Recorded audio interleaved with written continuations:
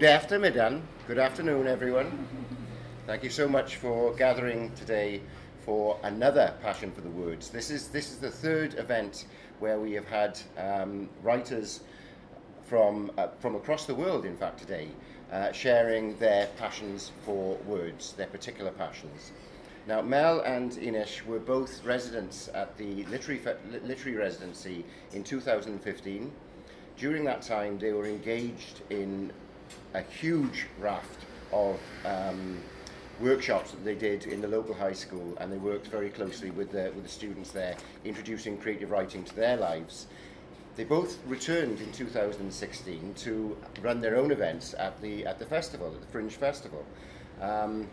When the students in the school heard that Mel and Inês were back in Tranås, they said, can they come and see us again? Please, can they come and give us some more workshops? So just off the cuff, they were invited into school and were given another series of session of workshops. They really connected with the students, and I think what's most importantly, Tranås connected with the idea of creative writing and how that can work for positive benefits for young people. Since then, they've been working on a project, they've been developing a project which has just started to be rooted and established this year, and they've been having meetings late into the night talking about how this project will go forward over the next 2 years. But they've been communicating with students through Skype, through FaceTime, through digital media, and they've been working projects together which have had outputs, which have had outcomes that the students have been able to grasp. And there'll be more of that this evening when we get to meet the students in the library at the 6 o'clock event. But for now, I will let these two wonderful writers, these two beautiful women, talk about their passions for words. Okay, lovely. Thank you very much, Dominic, and thank you to people of Tranås, permanently or temporarily, for the residency and for Tranås at the Fringe Festival. The third passion for words, and this year, and my third passion for words at this festival as well. So it's great to be here. Inês and I are going to talk about our project, Young Writers Lab. I'm going to give a bit of a summary, an overview of the project, how it came into being. We're both going to talk about how we did it, how it all worked. We're going to give you a flavour of some of the issues that have arisen for us through the process. And we're also going to say a little bit, give you a little hint about the future of the project. And I hope that there will be an opportunity for questions and from some discussion as well, which I'm sure won't end this afternoon. I'm sure it'll carry on late into the nights that we have with you. So, just a minute. And we have the pleasure to have Ulrika here, and there's a lot of people involved in this project. So this is really an opportunity to discuss some ideas, and having Ulrika, which is one of the teachers involved in the project, is really good. So yes, thank you. So Dominic gave you a bit of an idea of where the project came from, or how it came to us, how it arose to us. We've been here in 2015. All four of us, the Alpha Sisters as we were known, were involved in delivering creative writing sessions in the local school, very much thanks to the introduction from Peter Nieberg, who was then teaching in the school. And I think it affected me personally and professionally, and certainly my writing has developed both practically and personally as a result of those experiences and the people that I met. And so that all four of us did some work in the school. We went home, kind of informed our practice. Inês and I came back, as Dominic said, last year, and we were both invited back into the school, even though Peter had since left. The kind of the common linking thread, if you like, was Ulrika, because Ulrika was one of the teachers with whose classes we worked with in the first year. And coinciding with our visit in 2016, Peter had just begun his role, he'd just been seconded into his role to develop literature across the region of Jönköping. And it was a kind of passion for words just in the other bar, Yeah. and it was a consultation session where those of us who were residents, who were returning residents, who were people interested in developing approaches to literature in the region, where we met and we shared our experiences from our own country and began to discuss and kind of bounce ideas around how it could be developed in this region. And it was out of that conversation, which then extended into one of those late in the night conversations, that the idea of working with young people, working in the schools and working in a different way, that's where it developed, through different medium. Because I think by that time, Inês and I had come back for a second year, and we felt we can't leave for the second time and not continue the work. How do we sustain and develop creative writing, and how do we keep that international experience which the young people in the schools were, we believe, benefiting from? How can we keep that going without doing more than just coming once a year? How would that happen? And I can't remember where it came, perhaps you'll remember, but we came up with the idea of being able to make use of modern technology, which is very much how young people connect, rather than kind of formal stuff that we're doing now. Let's make use of technology, let's make use of Skype and FaceTime to run creative writing workshops for them. And very quickly, the idea, the name, the idea, the website for Young Writers Lab, very quickly they began to emerge.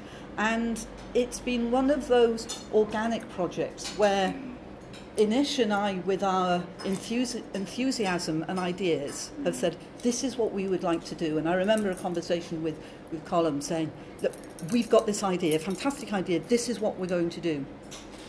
You know, and we were fizzing, and he wasn't fizzing yet, because it was only an idea and it had to be implemented. And I guess that was the challenge for me, to make it work. Mm-hmm.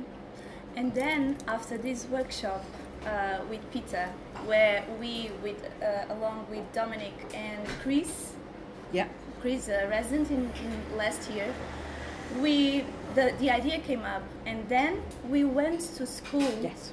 Like to go into the teachers in that week after, and to say, look, we came up with this idea, so are you willing to collaborate with us? Because we did the first way that came to us of how we could reach the students was through the teachers. So Ulrika was already in for us.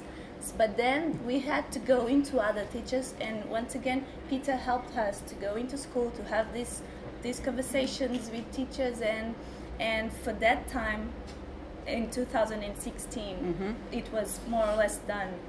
I went again to do some workshops, and then we passed through another stage of this more or less intuitive project, because there was not a structure in that time, and we would not know really that we would reach this moment now.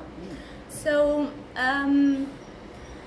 we then had the courage to go and send emails to the teachers saying, look, we are not there anymore, but we are really willing to do this project. So can we start scheduling Skype meetings? And then another stage of this project started, that Mel already introduced, which is the digital communication, and it's one of the most bigger question that we have now. It's how is this communication system with the digital media, and what it represents, and the outcomes that it brings to us as humans and with different cultural backgrounds. But so we started the Skype meetings, and they were like very scary and awkward, because we imagine you are in a very small screen to a class of students, and you just start talking and inviting them to this project, and you just have a quiet crowd, and they don't, and then you just start sending some questions, but you immediately understand that they don't know if they should create a collective voice, or if they should come into the screen and talk to me directly. So immediately we saw, and we were always having our own phone calls and Skype meetings together, how we are going to sort it out. And for this, the teachers were absolutely, they were the facilitators here, because they would work with their students before we had the Skype meetings, saying like, Inês is coming next week for a Skype meeting, so let's try to, even Ulrika, she would manage to put the tables in a precise way. And this is just details, but they really have importance in the whole project. So, okay, so I'll say we're doing a double act here. So we each had two groups. One of my groups was a group of young people who were in a social studies and economics group, and that was a large class. And I met them on my final Friday in Tranås before I went home. And the teacher she had a conviction that engaging the young people in creative writing would help them with their expression and would help them with their assignments and their exams in social studies and economics. So they weren't necessarily directly interested and clearly interested in creative writing. So that was her motivation and her interest. And from that large class, and they volunteered, half a dozen of them volunteered to come out of the class and to have a kind of their own creative writing session. Yeah, because which I facilitated. Since the beginning, this was something that was important for us, which was, this wasn't a compulsory thing. Yeah. It was to the students that actually want to do it, to write, yeah, to commit to it. Yeah. So we had a risk here, because we could have no one. So that was one of my groups, and the other group, who became known as The Unknown, that was the name that they chose for themselves.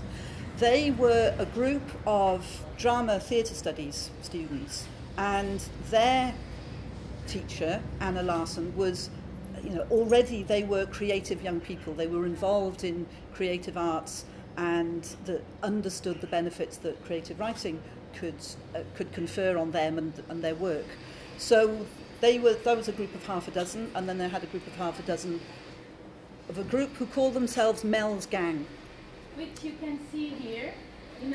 Our web page has a page per group, so you can have a look then when you want. So Mel's Gang. It's under construction. So the unknown page. There we are. You can have a brief explanation and some of their writings.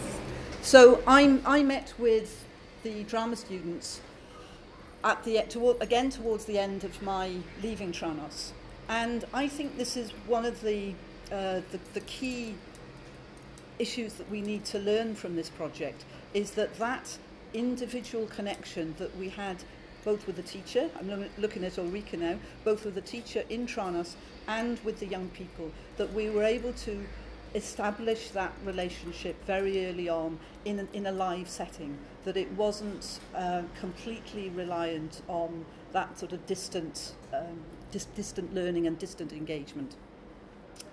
Having said that, the group that became known as Mel's Gang, I had 2 sessions with them subsequently in the winter, in October and November, and did an experience that Inês has described, where I throw out a prompt and they do some writing, and I ask them to share, or to maybe share the following month what they'd written from the first prompt. Very kind of cautious and diffident about actually sharing their work. And that group were a group of young people who'd only just begun in school. They didn't have an established relationship with each other. So I think that was one of the challenges for me and for the group. They were still jockeying for that social position within the group, and there I was I assuming that they were already a cohesive whole. The other group then, the unknown, I met with them before I left, and they were very enthusiastic and decided immediately that they were happy to have a Skype session in about a month's time. And I said, "What? Can I give you a prompt now? Would you like a prompt now so that you can do some writing in the intervening period, and then we can share that and discuss it when we get back to the next session?" Yeah, and also we have a very collaborative perspective on this. I mean, we are older than them, and we have experience and life experience, and also we are writers, so we have loads of things to give them. But at least we have been doing this. It's a collaborative project, so I often share my own doubts with my own writings with them. So, yeah. And this is important, so you can understand that it's not a dependent relationship where we deliver the workshops and they learn things and then there's an outcome. It's not the point. So. And I think that's very much because it's a non-formal process and project. Yeah. So we're not about working towards specific grades or specific performance standards. No. We're about, in whatever ways we can, generating an enthusiasm for written and spoken word. The importance of writing. Yeah. No matter what are the outcomes. Yeah. So, and I have also 2 groups, and in my case I had very different experiences, and even the methodology that I've used, they are absolutely different from one group to the other. I worked with a group of 5 young Swedish students with Professor Leif. From the class, they volunteered to develop the project during 1 year. So we started to work from Dante, the Divine Comedy, because they were it's the literature teacher, and they were working on Dante's Inferno, the Inferno or Hell. Hell. So they came up. So the first exercise and activities that we have done, I connected with their curriculum in school. So they came up with this name for themselves, which is a pen circle, one of the circles from Dante's. And yeah, this is the pictures while I'm in my kitchen in Lisbon doing workshops with them at 8 o'clock in the morning.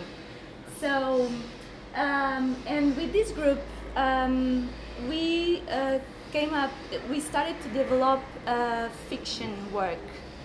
And because this is also very intuitive in terms of what you can, you start working with them and you easily understand how they write, what they are expecting to do, their expectations, what they, if they are more into poetry or not. So it's within the relationship that all these things come up.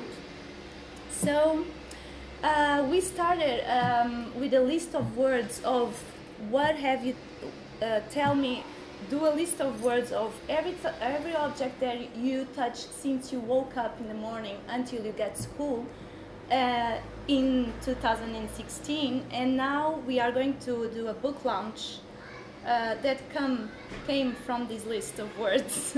And they have built it up 2 chapters of a future novel, each of them, and their 5 stories they combine into a collective book. And with this group I have this experience, which was I had the teacher in the beginning setting up the meetings and helping me, but in time the thing changed completely. the last 6 months, I contact them, we manage the Skype meetings and all the work, and then we say to the teacher that we have done it. So this is really a very interesting process, that writing related with relationship and commitment, totally. And then I have another group. I've been working with another group which is much bigger than this. They were like 12 students, and which is, they named themselves the Together to Write International Class of Tranås, the Tweaked group, and they are the class of Ulrika, and our meetings are like a very interesting communication process, because we speak in English, in Swedish, Ulrika translates into Swedish, from Swedish to Arabic, from Swedish to Farsi to Somali, because it's a class of students that are here not for a long time in specific circumstances, and I think Ulrika can help me to explain a bit. And for us, it was really a challenge, because here we came across, and I was always discussing this with Mel, with the importance of writing to reflect on your circumstances in your life, or just to try to escape from your own wounds. So I knew that we would not be able to write a novel or something big, because there are too many languages to solve out. And also because the students, they are learning Swedish for the first time, and some of them it's the first time they are in school even, because some of them, they come, for instance, from Afghanistan, and they never went to school before. So imagine the learning process of these youngsters. It's everything happening in 1 year and so fast. So we were dealing with a really different group. So we decided to come up with the idea of the notebooks, where you could, because I have a notebook which is more visual writing than a diary. So I shared that I had that book, and that they could build up their own notebooks. So, and what I was doing, I was giving some tips and some ideas of what they could write or glue, collage, or draw in their notebooks. And also always with the support of Ulrika, because she was the one that knew what were the state of mind of them in a specific month. Were they failing to school because of their own personal lives or not? Should I talk to them about what was going on or not? So it was very sensitive and fragile process. But as well as with the 10 circle, I'm so proud of what we have done and what we have created. And mostly I'm so sensitive, because I'm in Portugal, and they are here, and they are in other places too, with their hearts and their souls and their wounds again. And somehow my feeling is that through writing and through the importance of writing, we create strong connections and strong relationship. And no matter what is going to happen now with this group, because I would love to continue to work with both, but no matter what, I know that none of us will forget each other. And for me, this is this is already enough. And enough has to be a word totally linked with writing. So okay. So my two groups, Mel's gang contacted me, I think just before Christmas. Their teacher contacted me, and she told me that the group had preferred not to continue with the sessions, that they felt that their other academic pressures were such that it was a challenge for them to carry on. So that one ended just after Christmas. The other group, the Unknown, I continued to have connection with the teacher, but because they were drama students, they were rehearsing, and certainly from Christmas, very busy rehearsing and preparing to tour one of their assessed productions. And from Christmas onwards, all the focus for them was around their assessments, whether it was their own directed by Anna production, or whether it was their own directed by and stage managed by themselves. So for 16, 17, 18-year-olds, that's quite a heavy pressure. And the theatre studies was only one of the subjects that they were pursuing. There were other subjects that they were pursuing as well. But what I wanted to do was read some of the work that they produced. I suppose we talk about outcomes and how we measure, how we put a value on the project, and how we measure success. And I think for both of us, we're very interested in the process. Absolutely. And what the young people gain through the process. Yes, it's great to have some product, and certainly Inês's groups have got some very concrete, tangible product, but we also need to kind of get under the skin of that and examine other other benefits. Before you read, and also is that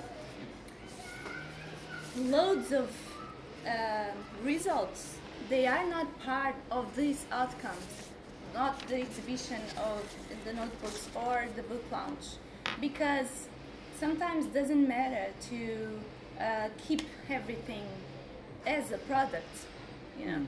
So there were several workshops, even with me and Ulrika, that we had made, because there's a big difference between the two groups. With Ulrika group, I mean, I was here 10 days in February, and I went to school every day to give workshops to this class, while with the other one, I just was once. So there's a lot of results and work done, but that we didn't record, because it was not necessary, you know. It was, and because also this was the experimental year of this project, and now we are thinking about all these details, and you will help us, I hope, to think about it. So go ahead. So I'm going to read you a couple of pieces, and I want to talk about another extension to Young... Well, no, it's a part of Young Writers Lab, because it's up there on the website. So this is written by Diedrich Flored. I hope I pronounced his name correctly. And it was written in response to the first prompt that that we chose, which was about leaving, because I was just about to leave Tranås. So this is called I'll Miss You. Standing at the station, people walking, trains running, recorded voice ringing, I'll miss you. Wordless nights, felt bliss, knowing tomorrow we would kiss. Farewell, see you soon, I'll miss you. Standing in the park, parents walking, children running, sounds of birds chirping, I'll miss you. It will not be long, but it definitely seems like forever. Those are the words of a 17-year-old young man. Very moving. And another piece written by... Maybe you can go down, and then you are really there. No, I'll do it from here because of the mic. This is called It Starts Here, and it's by Felix Hammerskjöld. The doors of our lives are burning. Maybe wood wasn't the best, but this is for our learning. We learn to function through the chaos and pain, but we must all know that for our mistakes only we stand for the blame. We walk out and in, but I think that not everybody gets the real thing. What is truly an exit and an opening? It's a thing that we all can be joking and looking. It can be places in different places or floors. But when you get there, you know you chose the right set of doors. In the door that we enter may not be the one we go out to. And just because we choose another path, our choice isn't always number 2. We see them every day and all the time, but the right door isn't always the one who shines. Dark ways are sometimes better for the outcome and us, but choosing this isn't as easy as entering the train or bus. Mine and everyone's paths may not ever be clear, but I swear my goal is there somewhere, and it's mine, and me and everyone will get there in time. But the will may be changed during the way, and then we must take action, because the will and goal is morphed, so both need to go well to get to the satisfaction. My time to go out is soon here, but I got so many ways to go, so it will take time to get there. So again, the consideration, very mature consideration from 17-year-old young man. There are other pieces from the group, and either I didn't get, they didn't get back to me to give their permission to read the pieces out, or there was one young person who declined. She would prefer me not to read her work out. Those are the original pieces that they wrote. They emailed those to me, or Anna emailed them to me, and I made some comments on them, some kind of constructive criticism, if you like, to give them feedback. And I think some of them were looking for more constructive and more technical feedback, and others were kind of quite content with the feedback that I gave them. But I've not read out any amended pieces. Those are as they wrote them, because I felt it's important to honour those, and I'm not clear what they've done with the suggestions that I made for them, and that's something that I think we need to work on, is how we keep that continuity and help them come to it's never finished, but a more complete and finished piece. So that's a little bit about the technical teaching, creative writing stuff that I did. Can I just say a quick word about Words Over Water? Yeah, of course. So I personally, I had a bit of a sense of frustration about losing one of my groups. Wasn't here to be able to establish another group, but had a very close connection with a well-known young writer from town, with Julius Berglund. And he was happy to join up with two young boys that I'm in connection with back home through my music connections and through my theatre connections. So we've now set up a young writers lab group, which is one young person in Sweden, in Tranås, and two young people in Carmarthen. And we've met and Skyped, either me with the young lads in Wales or me sitting with Julius. You know, we have had a three-way Skyping session as well, and they tell me that they've connected with each other behind the scenes, so we've got that international connection, which is great. And I'd like to read you one of Julius's pieces, and he wrote it in Swedish and he translated it into English. This is called Everyday Leaving. Handcuff, foot cuff, cable ties around the stomach, attached to the bed by heat. One hand here, one leg there, a brain that was left down in the depths somewhere. First class, important. Second class, important. Third class. As a cocoon with face and feet, I dragged myself forward through the refrigerator of morning mist. And that young man is a top prize-winning writer in the region, and he'll go on to great things. But it's not necessarily about making great writers, and not necessarily about making the elite. It's about opening up the opportunities that creative writing can bring to all of us. I know that's a philosophy which is very close to Derek's heart particularly, and I think close to Kultivera as well.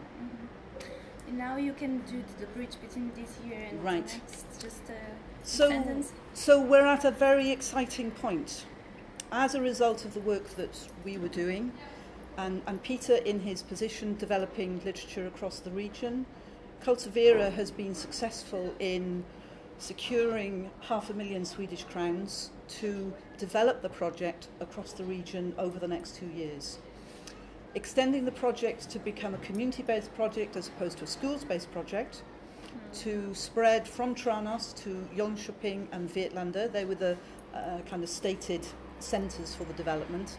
And also to bring in another third international writer to accompany myself and Inês, and also for us as 3 international writers to match with 3 Swedish writers. So because we that's saw our the development. importance of it. Yes. In terms of translations, and because the international cultural part of the project has to continue, because it has bring so many things to think about, and the cultural exchange, it's a tool for tolerance and for several things. But then we realized that there's a lot of languages going on here, and that it would be to go a bit further in terms of narrative work and critical analysis and so on of the outcomes of the youngsters. We would need the international part of the team would need a couple other people working with, and they would be the Swedish writers. Okay.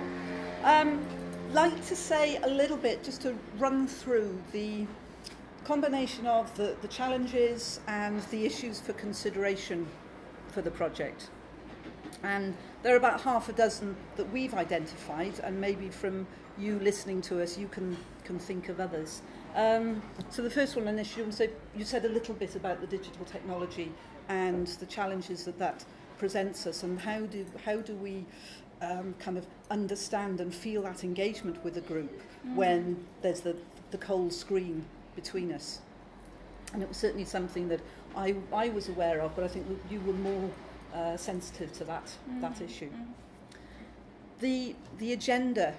Whose agenda is it? You know, clearly we have an agenda as writers. Kultivera has an agenda. That needs to be put behind the scenes, and we want to be as young people focused and young people's agendas focused as we can be.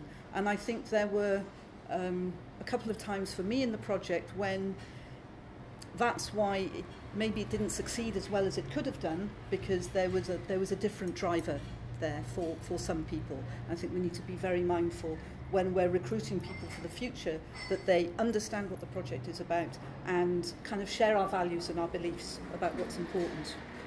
You want to say something about resilience? Resilience. Yeah, to be resilient. Mm-hmm. Yeah. Well, it depends on the groups that we work with, but with so many details surrounding this will to write, which is the digital means, the agendas, being away, being far away, and sometimes without contacting for 2 weeks or 3, and then you just have to catch up, and then you see that so many things happen in one's life. So how to be resilient and to all together.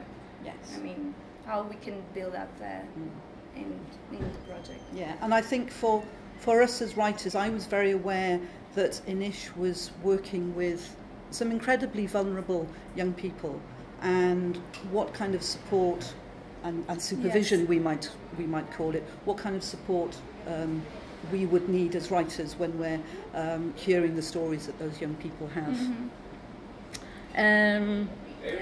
And linked with that, in the UK and maybe in Ireland, we would call it the safeguarding issue. Being very careful to keep proper professional boundaries between ourselves as writers and international writers and those young people. and making sure that those boundaries aren't being transgressed in any way, and that we're working within the within our own ethical boundaries and within the legal and ethical boundaries of the host country. And also for me, evaluation. How and in what way and with what techniques do we evaluate? How do we measure success of the project? And I think we've got... Yeah, but I think we've got a fantastic opportunity, because the funding application is quite open. And I think we've got the opportunity to, from our experience and our own reading, to put our own success measures on this, rather than having success measures imposed upon us by somebody else, by the funder. So I think that's a real strength and an opportunity for us, and we need to take that and be creative in how we develop that evaluation. Yeah. Done. Young Writers Lab.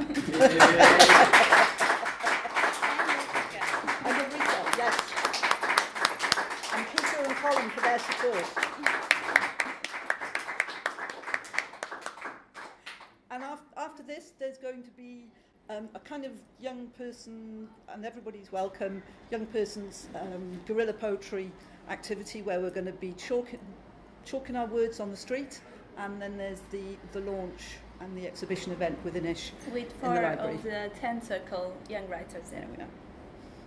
So. And also the exhibition Yes. of the Tweaked group will be there while we are doing the book launch. So. Yeah. So thank you very much for coming and listening. And see you soon. Just shoot. Shoot. Shoot questions. Shoot the messages. Ideas. Shoot everything. I'd like to also point out that Portugal Cafe, there's half an hour haiku workshop. You want to do some haiku poetry writing. Okay. Yeah. And if any of you have questions about the project, go for it now. And go and search the website, Young Writers Lab, Also. and it'll have more stuff on it after today. Yeah. Yes. I'm the person who will be holding the haiku workshop. Okay. But on that note, I was wondering if you have Haiku International Association, which is based in Japan, they do a lot of haiku competitions worldwide for children. It's very, in many countries, it's part of the Japanese youth culture that comes with games and cosplay and all of that.